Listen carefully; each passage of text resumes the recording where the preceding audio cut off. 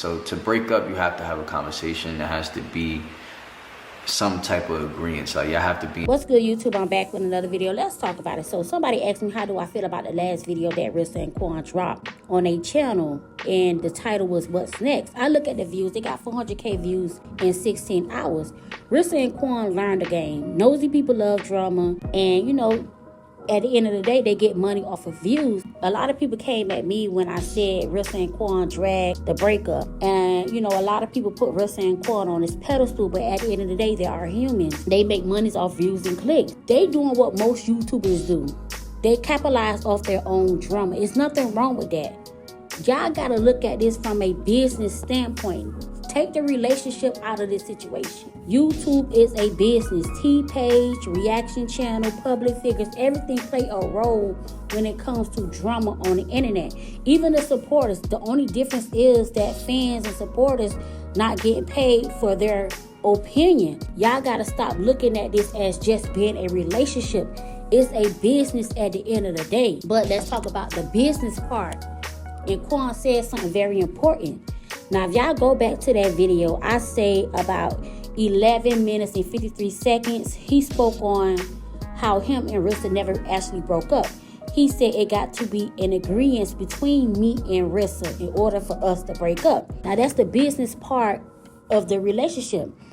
He clearly stated that they both have to come to an agreement in order to break up. Now, in reality, if somebody want to break up with somebody, you ain't got to agree to the breakup. You just break up with that person. But in this case, Quan said it have to be an agreement because they in a contract with each other. That's the business part of their relationship, even though they love each other in real life. But when it comes to YouTube, it's still a business. And I think some of y'all missed that point when I said Rissa and Quan is dragging this for the views, and y'all feel like they love each other, they would never do this. Y'all not thinking about the business part of YouTube. They are YouTuber. YouTube is a business. So if they ever leave the relationship, Rissa ain't got to worry about Quan keeping the money, or Quan don't have to worry about, you know, Rissa keeping the money. They ain't got to worry about who's going to take the channel, none of that, because they got a contract between each other, because at the end of the day, it's a business between them.